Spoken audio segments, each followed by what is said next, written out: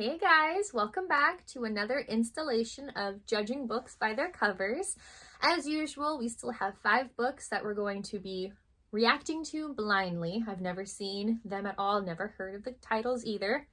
And then I will be placing them into a rank completely blind, and wherever they end up, that's where we'll be at the end of the day. And we'll see how we feel about it.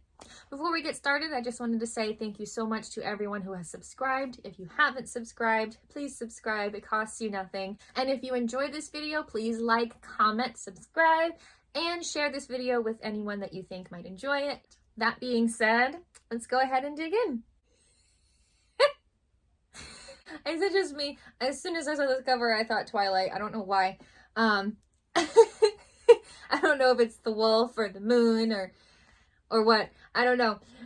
I can't help it. Okay, I'm getting ahead of myself. The first book that we're looking at today is called Mate, M-A-T-E. I don't know if there's another way to spell that, but just for clarification. By Allie Hazelwood. I know that we've done one of her books in this series before, so I know this author. I don't think I've read anything by her though. And underneath, so the author's name is at the top of the cover. And it says underneath the author, from the New York Times bestselling author of Bride, like wedding, like a bride. The title, Mate, it's just one word and it's all in big letters, is like beneath that. And then the rest of the cover from the middle down is the image, the picture, the drawing. And first of all, before we move on, the cover is black, like black.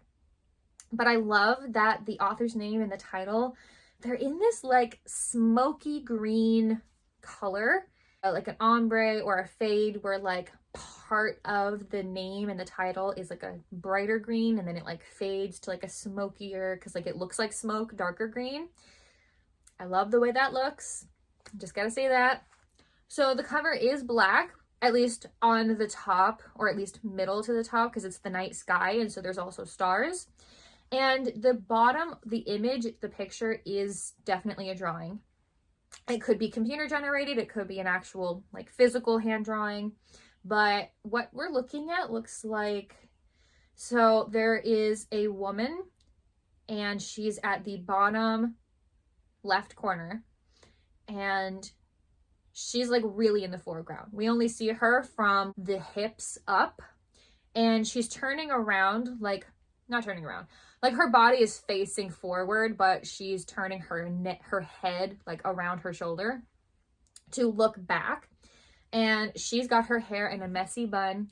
That might be why I thought of Twilight, or at least one of the reasons. And she's got on a white like undershirt and then a plaid long sleeve overshirt with the sleeves rolled up. And the plaid overshirt is green. So the only colors on this cover are black, white, and green, and a little bit of gray.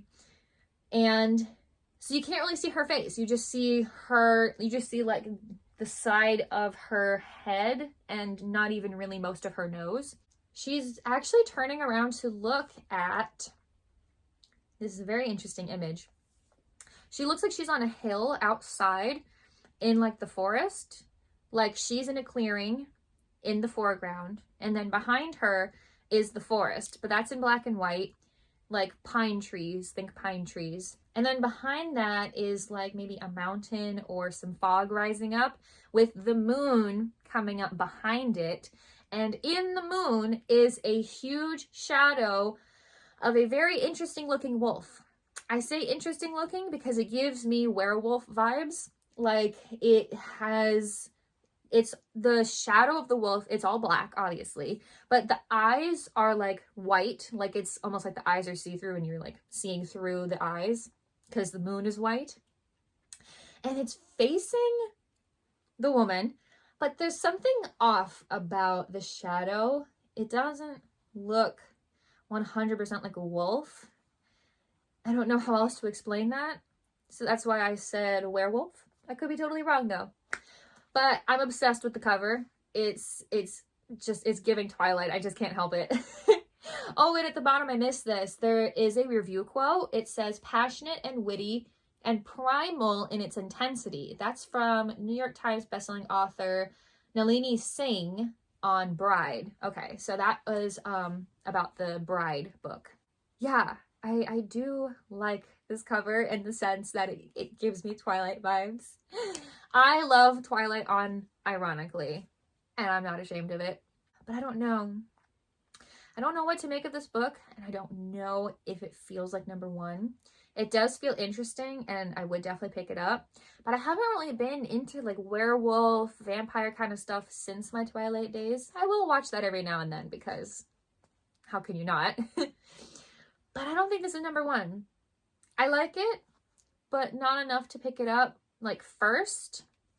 I'm going to put this at number 3. Oh my God, this is making me think. This is just how I do things. I see things and then I relate them to something else it reminds me of. This reminds me of Lessons in Chemistry, one of my all-time favorite books. So the next book that we're looking at today is called The Mad Wife, a novel by Megan Church. And there is a review quote. It says, "A haunting, hopeful tale of resilience, reckoning, and the redemptive power of truth."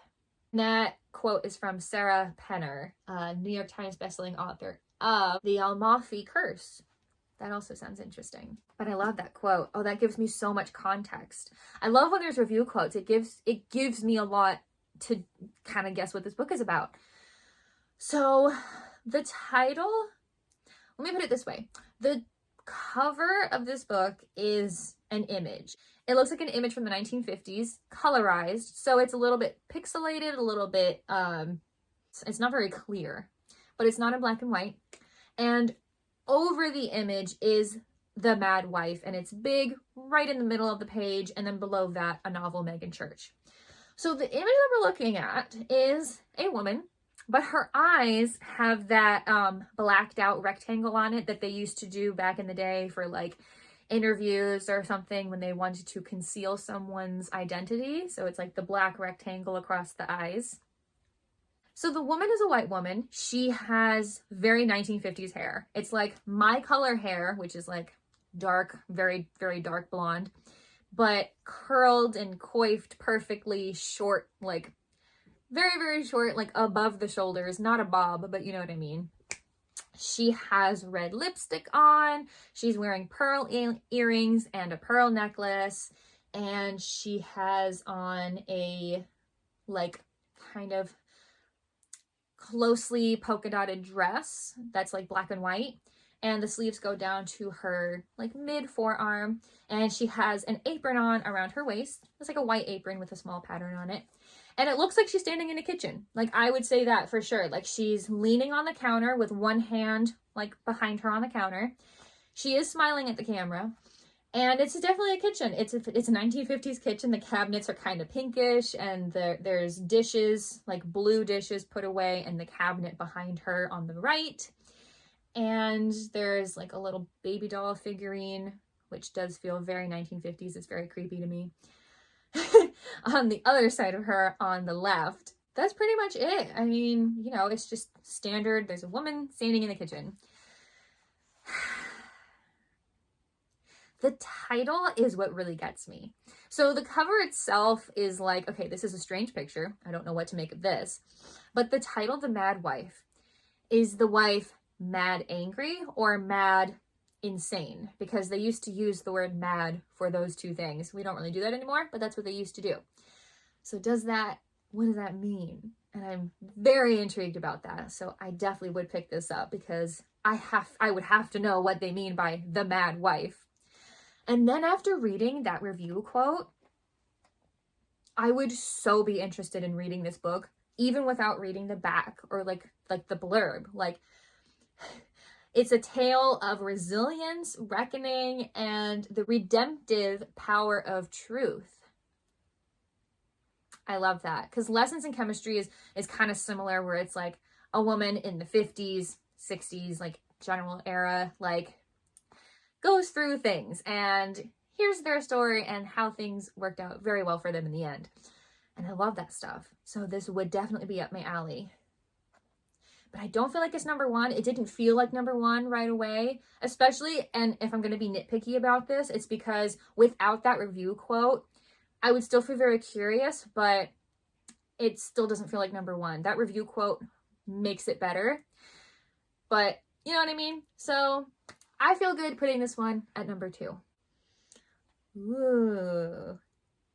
Oh, I just read that thing without even trying to. That was really fun. Okay, I'm getting ahead of myself.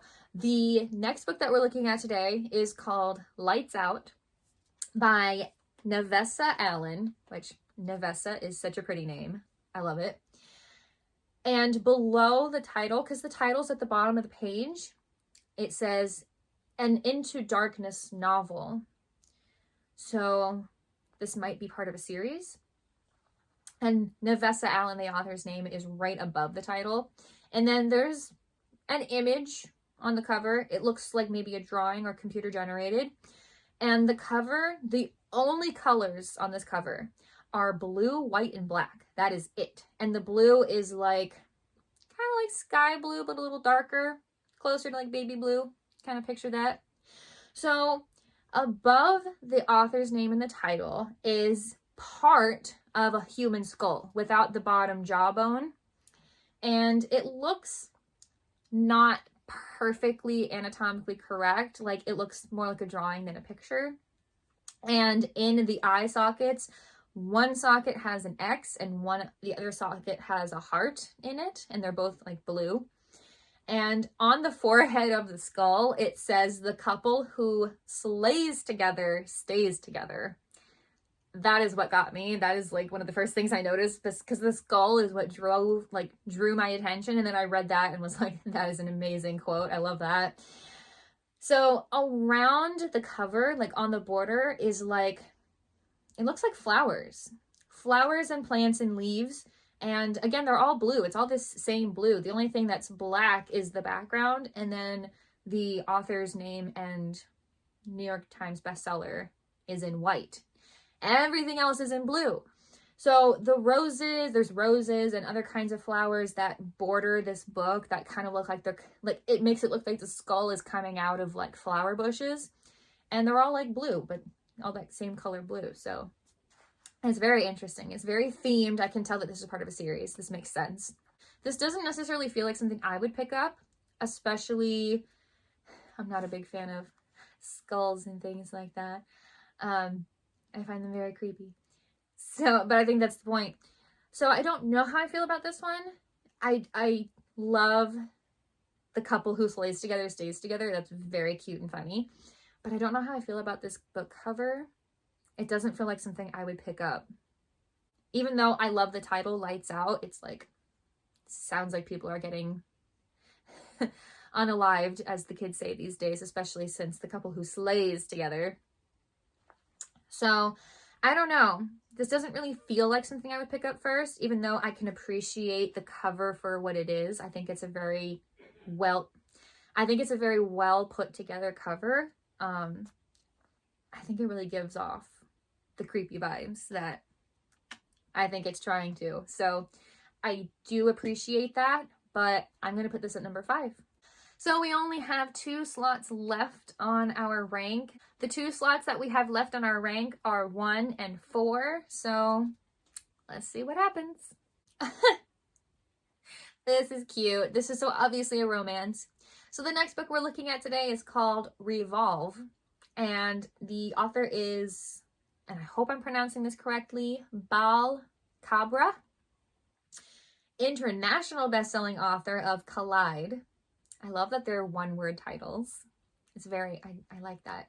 There is a review quote at the top. It says, Bal Cabra is a master of banter, swoon, and lovable characters. USA Today bestselling author Hannah Bonham Young. She wrote People Watching, a video that, a book that I had in one of my other ranking videos. So that's interesting. So the cover is just as a general thing. It's 2 ice skaters, like 2 people wearing ice skates on an ice rink. To go further into detail,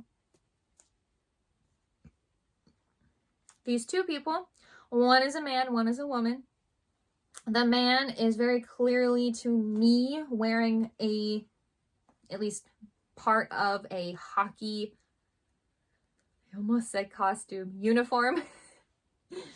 wearing part of a hockey uniform, I think, because there's like letters that look very like collegiate on the sleeve of his sweater.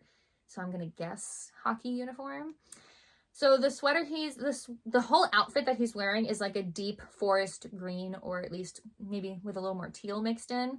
And it's very collegiate, you know, like he's got it's almost like a varsity type of sweater because it has the lines on the wrists, the sleeve of the sleeves, and the bottom of the sweater, and it's like a v-neck kind of thing. And he's folding his arms into his chest, so you can't really see the logo on his sweater, but it does look like a team logo, so I'm gonna guess this is a uniform. And he's got brown hair that's doing a wispy thing on top, and he has a very smug look on his face. And I think he might be looking at the woman because he's standing next to her, but he might also be looking over at somebody else over her head. It's kind of hard to tell. And of course, he's wearing ice skates. And then the woman standing directly next to him is wearing, to me, a figure skater's costume. It's a very pink short dress, and like the dress, like the skirt part flares out, and the sleeves are like puffy, and her skates are pink to match. She's got black hair, like parted down the middle, and it's like flowing behind her. She's also it looks like she's giving him or someone behind him a very smug look. It's hard to tell if they're feeling smug towards each other or if they're feeling smug about each other towards other people. So I would like to know. Yeah, otherwise they're in an ice rink. Outside of the windows of the ice rink, it looks like you can see the night sky. You can see stars, and the title Revolve and the author's name are in the same kind of pink that her dress is. So that's interesting. This does not feel like number one. I think it's really cute, and I think there's a possibility I would pick it up to look at it, but as much as I enjoy hockey as a sport, I don't know if I would pick this up and want to read a romance about ice skating and hockey. So it does not feel like number one, so it's gonna go at number 4. So that means that our last book goes at number 1, regardless of how I feel about it. I hope I made the right choice. I just feel like it's the right choice just based on the title alone. So the last book that we're looking at today that goes at number 1, because that's what's left on the rank, is called Girl Warrior on Coming of Age. I love that title so much. It is so powerful. And the author is Joy Harjo. I hope I'm pronouncing that correctly. Poet Laureate of the United States.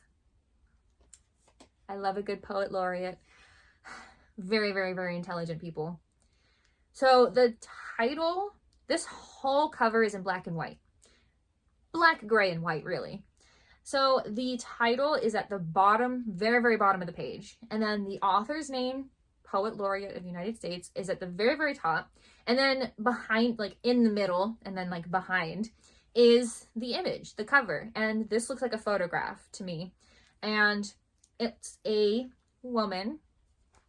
I want to believe that it's either the author or the woman that the story is about, or maybe they're the same person. I can't assume. And it looks like the woman is standing in the ocean. And the only reason I say that is because we're seeing her really up close. Like, she's taking up a good portion of the page, but her feet and like the bottom parts of her legs are covered by splashing water. And to me, that seems like waves from the ocean. The sky behind the ocean is very cloudy, but it's also in black and white. So it might be like a not super cloudy day. It just looks ominous and cloudy because of the colors. And the woman that's standing there, she looks, honestly, if I had to guess, I would say, I'm not sure where specifically, but I would guess she's an indigenous woman. She's wearing, to me, it almost looks like a necklace or maybe some other kind of piece that goes around your neck and then covers like most of your chest, like down to your abdomen. And it's almost shiny because it's hard to tell with the colors of this cover, but maybe it might be gold. Like, that's what I think it might be. And it looks like she might be wearing a skirt and a tight shirt underneath the front chest piece.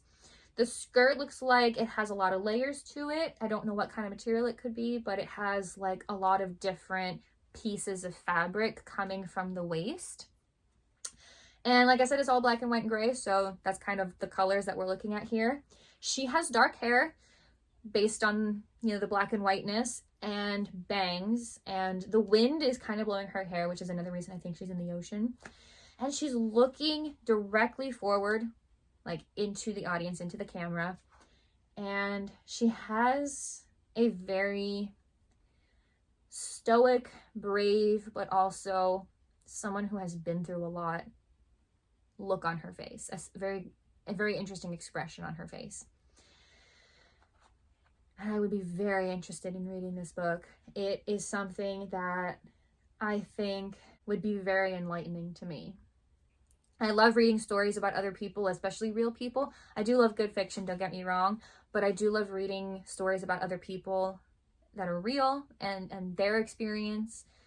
And I think that that's what you're going to get from this book, just based on what I see. And I would be very interested in that.